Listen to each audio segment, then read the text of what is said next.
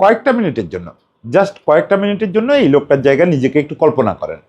আপনার বয়সীরা অন্যরা যখন শিয়ালকোটে ক্রিকেট খেলে বেড়াচ্ছে, আপনি তখন পাকিস্তান এয়ারফোর্সের ক্যাডেট হিসেবে ট্রেনিং করতেছেন এবং ট্রেনিংয়ের দিব্যি উতরে গেছেন। আপনার জীবনে অন্য কোনো বিনোদন নেই, অন্য কোনো লক্ষ্য নেই। আপনার জীবন শুধুমাত্র ফাইটার জেট নিয়ে, যে আপনি ফাইটার জেটের পাইলট হবেন।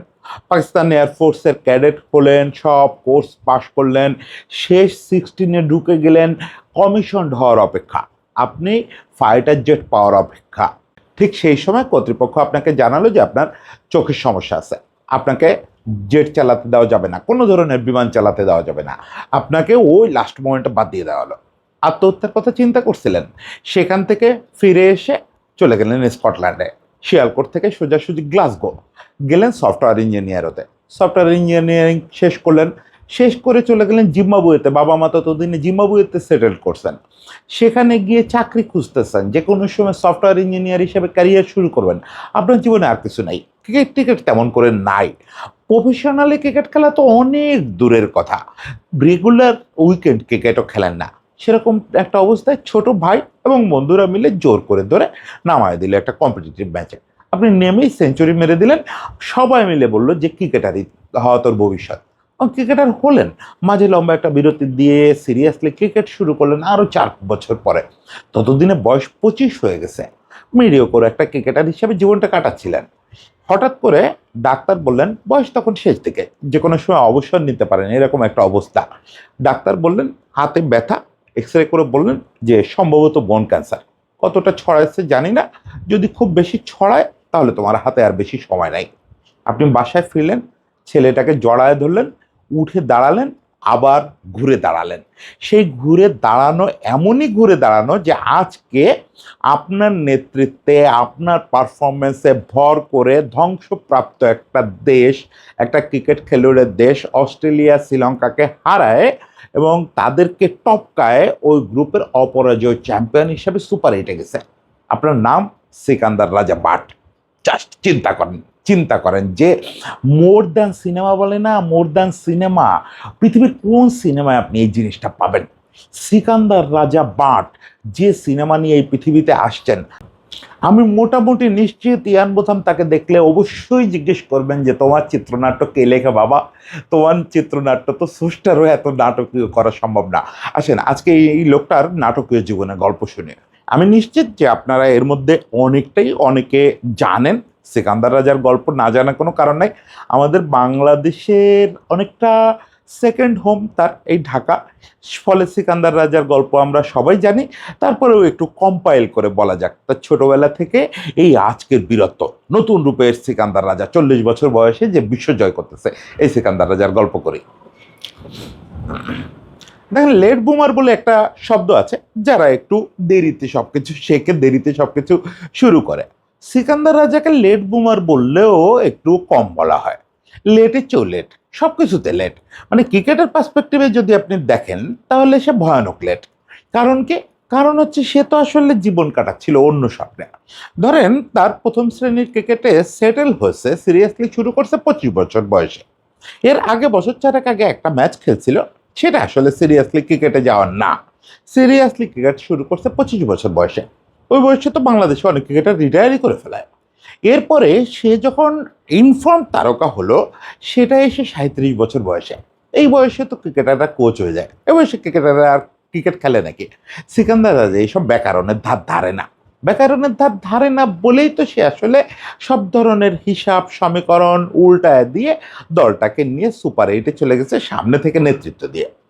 সিকান্দার রাজার জীবনটার দিকে যদি তাকান, ওই যেটা শুরুতে বললাম, মোর দ্যান সিনেমা।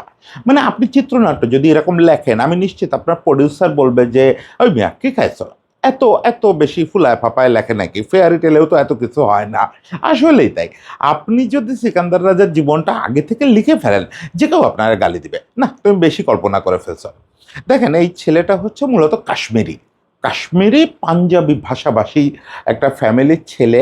ওরা শিয়ালকোটে আসছে 2-3 পুরুষ আগে, এবং শিয়ালকোটের লোকেদের সঙ্গে না ওরা ঠিক মিক্সড হইতে পারে নাই। কাশ্মীরিদের সেটা আপনি আজাদ কাশ্মীর অংশের বলেন আর জম্মু কাশ্মীর অংশের বলেন, কাশ্মীরিদের একটা আলাদা ব্যাপার আছে। কাশ্মীরিরা কাশ্মীরি, এটা ভারতীয় হয় না, ওরা ঠিক পাকিস্তানিও হয়ে উঠতে পারে না। মানে মূল স্রোতে মেশাটা কঠিন হয়। মানে ওদের একটা নিজস্ব, পাঠানদের যেরকম নিজস্ব একটা সংস্কৃতি, ফলে ওরা শিয়ালকোটে আসছে বটে, শিয়ালকোটের বাকিদের মতো হতে পারে নাই। শিয়ালকোট বুঝতেছেন তো, পৃথিবীর সবচেয়ে বড় স্পোর্টস হাব, যে জায়গাটায় নাইকি, এডিডাস, তারপরে দুনিয়ার সব বড় বড় কোম্পানি এইখানে স্পোর্টস গুডস বানায়। একসময় পৃথিবীর সব স্পোর্টস গুডসের একমাত্র কেন্দ্র ছিল। পরে কিছু কেন্দ্র সরে গেছে, মিরাটে আসছে ইন্ডিয়া, কিন্তু সেই শিয়ালকোটের জন্ম তার। ওই যে একটা কাশ্মীরি পরিবারের জন্ম। জীবনে কোনো দিন ওই একটু বুঝতে শেখার পরে খেলাধুলো টুলো এগুলো নিয়ে সে ভাবে নাই। তার চিন্তা একটাই, ওই চোখটা সবসময় আকাশে থাকছে, ফাইটার জেট, ফাইটার জেট। সচ্ছল ফ্যামিলির ছেলে, ব্যবসায়ী বাবা, ফলে তার মানে ওই রকম দুশ্চিন্তা নাই যে কি করে খাবো। তার চিন্তা একটাই, পাকিস্তান এয়ারফোর্সের হয়ে ফাইটার জেট চালাবো। এর নিচেও কিছু ভাবতে রাজি না, অন্যরকম কিছু ভাবতে রাজি না।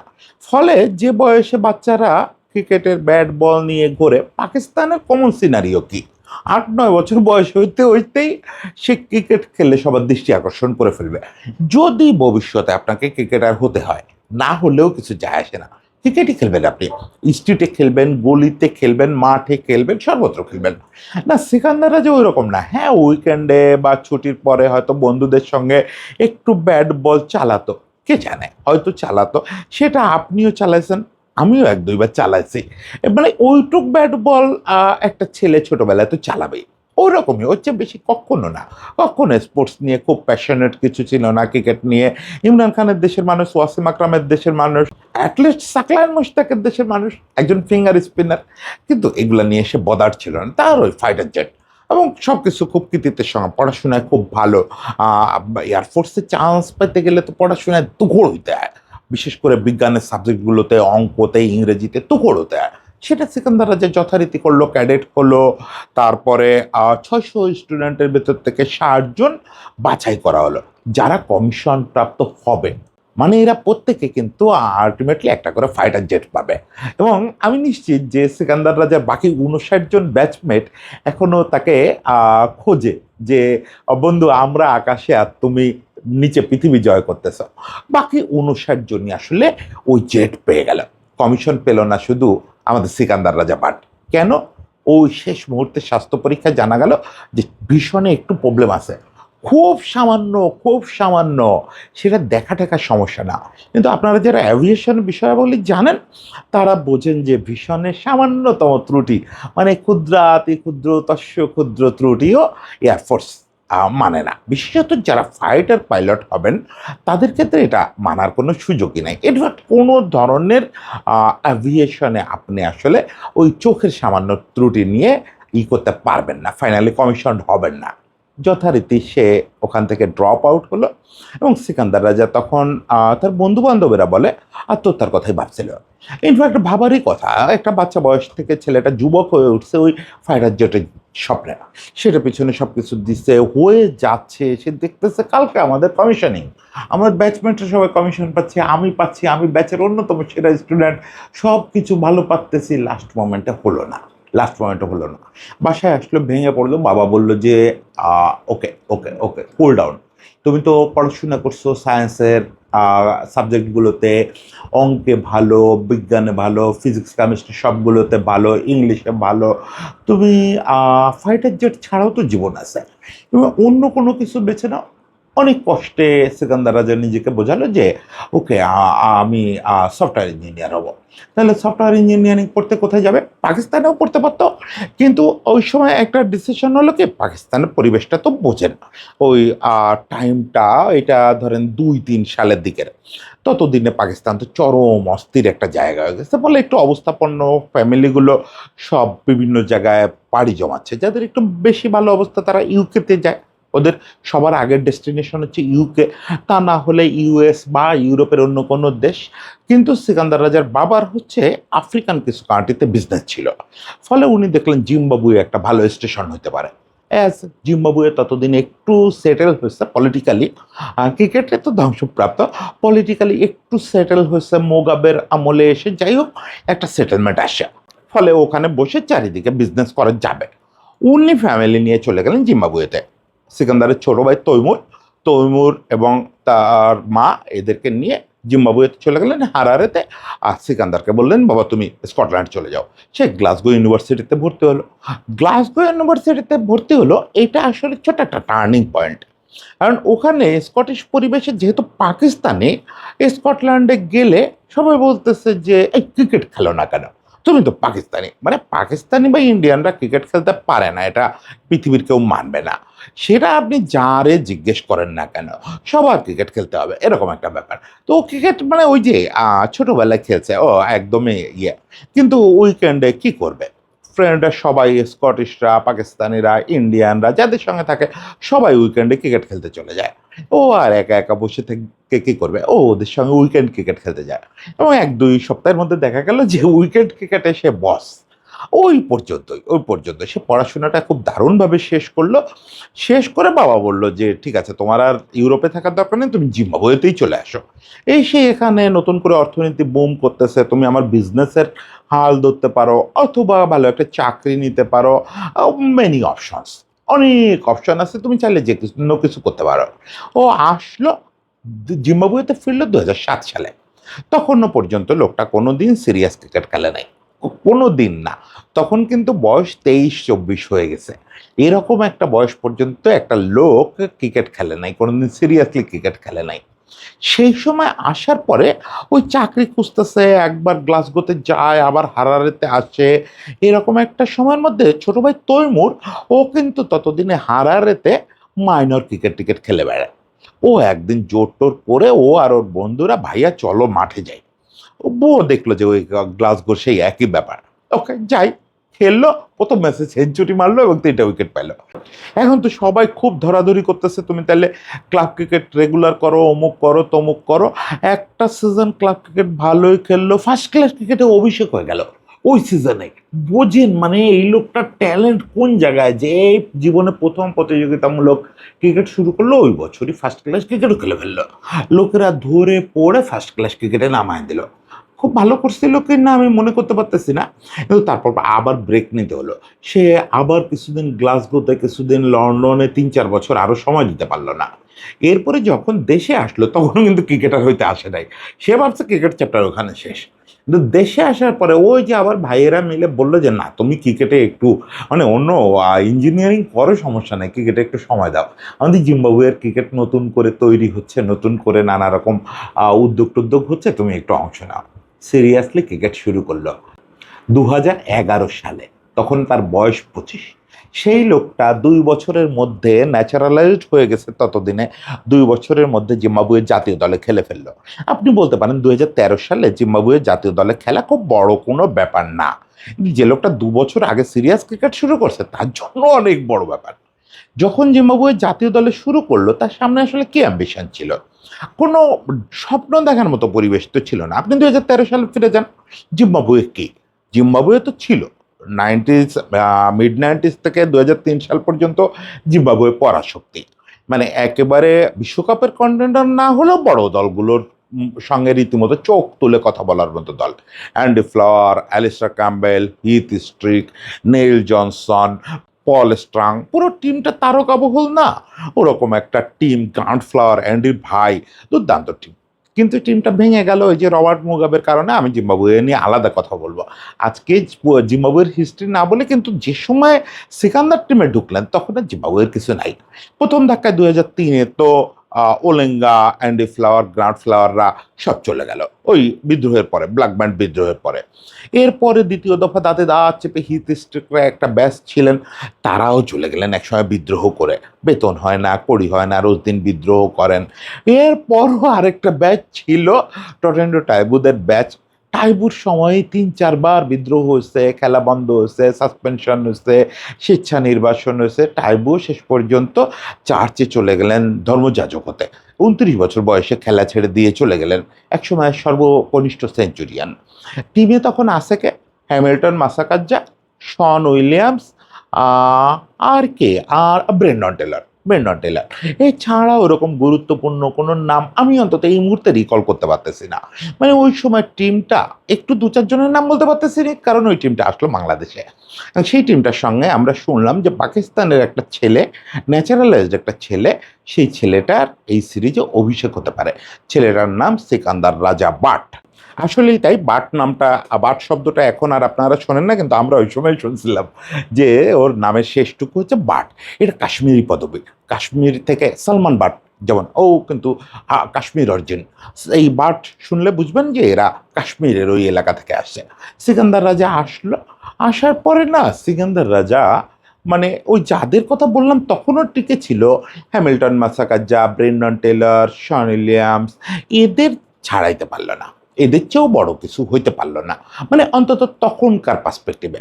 আপনি যদি 2020 সাল পর্যন্ত দেখেন, এই 7 বছর সিকান্দার রাজার স্রেফ টিমটা জিম্বাবুয়ে বলে ওখানে একজন অলরাউন্ডার হিসেবে টিকে ছিল। একটা দুর্দান্ত ইনিংস খেলে, টেস্টে একটা সেঞ্চুরি আছে, ওটাকে অনেকেই বলে জিম্বাবুয়ের হিস্ট্রির ফাইনেস্ট সেঞ্চুরি। ওরকম একটা ঝলক, 5টা উইকেট, এরকম একটু একটু ঝলক, কোনো কিছু খুব স্থায়ী না, মারাত্মক ইমপ্রেশন না। স্পেশালি টি-20 ক্রিকেটে তেমন চলেই না, টি-20 ক্রিকেটে তেমন চলেই না। দেখেন, আপনি যদি ইতিহাস দেখেন তাহলে দেখবেন যে 2021-22-এর আগে সে বিশ্বের বড় কোনো ফ্রাঞ্চাইজি লিগে দল পায় নাই কখনো। কোথায় কোথায় খেলছে জানেন? একসময় রেগুলার বিপিএলে খেলতো, বেঞ্চে বসে থাকতো। তারপরে আফগানিস্তান লিগে খেলছে একবার, আর জিম্বাবুয়ের লিগে। এছাড়া কোনো বড় প্রিমিয়ার লিগে, ফ্রাঞ্চাইজি লিগে কখনো ডাক পায় নাই। সেই লোকটা 2022 সালে এসে দেখা গেল দুনিয়ার hotcake. IPL, PSL, SA টি-20, IL টি-20, সব দুনিয়ার সিপিএল, দুনিয়ার যত টি-20 সব জায়গার হটকেক। কি হলো এর ভিতরে? ক্যান্সার ধরা পড়লো। ওই এক ক্যান্সার কি এমন জাদু করে ফেললো, এবং ক্যান্সার থেকে কিভাবে সে উদ্ধার পেয়ে আসলো, যাতে যে লোকটা 2021 সালের আগ পর্যন্ত একটা মিডিওকর লাইফ লিভ করতেছিল, ড্রামাটিক মিডিওকর, সেই লোকটা হঠাৎ করে বিশ্ব সেরাদের কাতারে চলে আসলো। ঘটনাটা ছিল এরকম, সিকান্দার হাতে একটা ব্যথা বোধ করতেছিলেন, এই হাতের এই অংশটায় ব্যথাটা নিয়ে অনেকদিন ভুগতেছিলেন। আর ক্রিকেটাররা টুকটাক ব্যথা নিয়েই খেলে, লাগছে কোন সময় চোট খেয়াল করি নাই।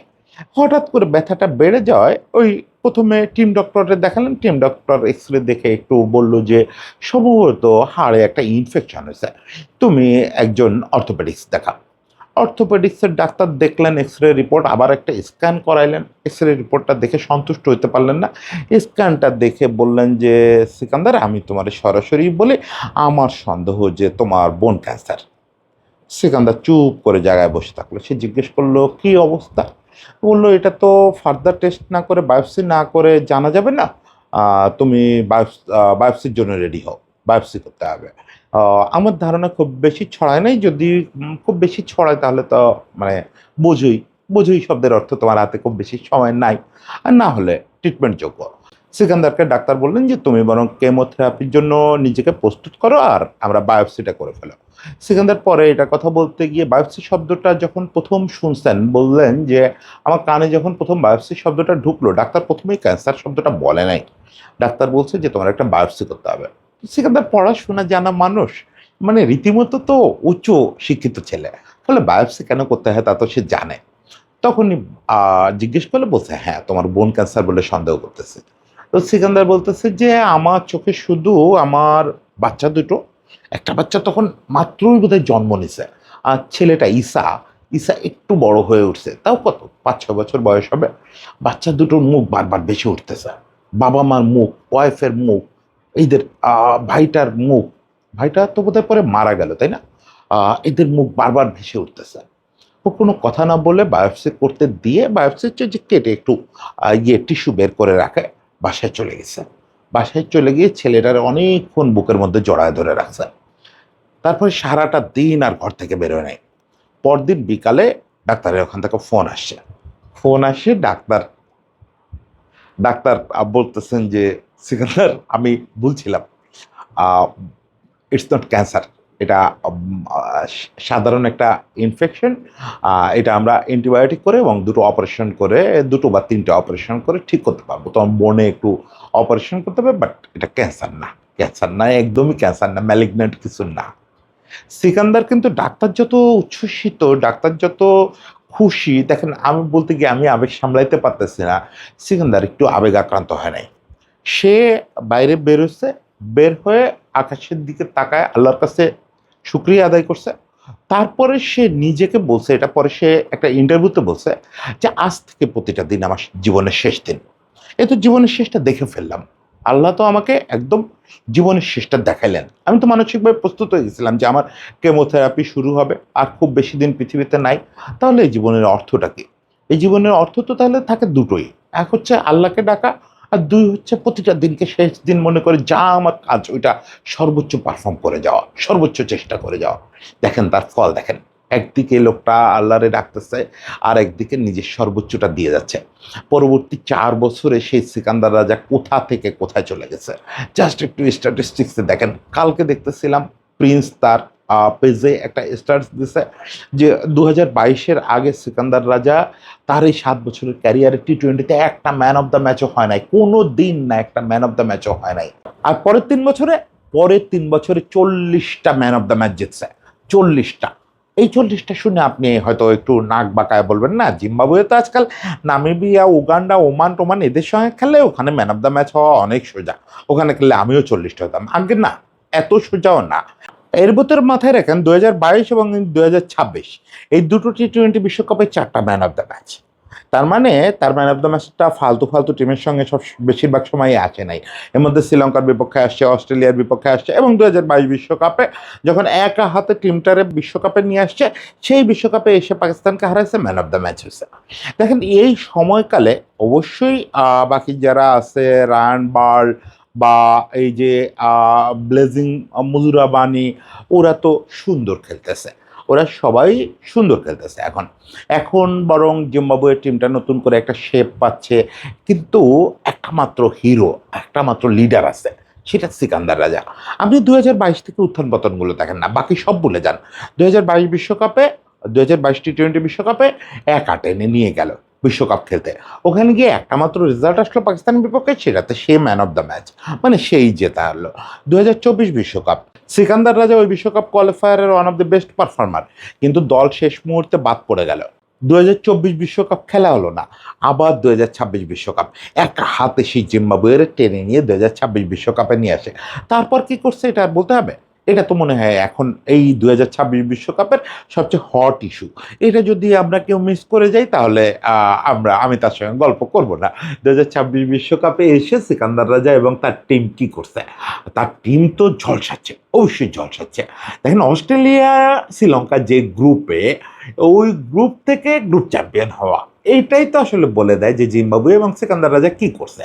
এর সঙ্গে আপনার মাথায় রাখতে হবে অস্ট্রেলিয়াকে হারাইছে তারা, শ্রীলঙ্কাকে হারাইছে, স্বাগতিক শ্রীলঙ্কাকে, মাইটি অস্ট্রেলিয়াকে। এই রেজাল্টের পরেও আমরা নিশ্চয়ই আর ডাউট করতে পারি না যে চিত্রনাট্যটা অন্য কোথাও লেখা হয়েছে।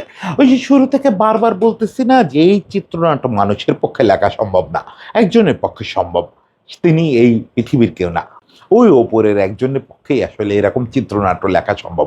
এরকম উত্থান পতন, ফাইটার জেট থেকে সফটওয়্যার ইঞ্জিনিয়ার থেকে মিডিওকর ক্রিকেটার, সেখান থেকে ক্যান্সারের দুঃস্বপ্ন, সেখান থেকে বিশ্বসেরাদের কাতারে। What a cinema, what a cinema. সিকান্দারের জন্য অনেক শুভকামনা থাকলো। সিকান্দার সিকান্দার বলতেছি কারণ সিকান্দার আমাদের ঢাকার ছেলে অনেকটা। তার ক্যারিয়ারের একটা লম্বা সময় ঢাকার বিভিন্ন ধরনের ক্রিকেট, ঢাকা প্রিমিয়ার লিগ, অমুক তমুক, এইগুলা খেলে কাটছে। বিপিএল-এর নিয়মিত ফেস ছিল। ঢাকায় তার বন্ধু বান্ধব একেবারে কম না।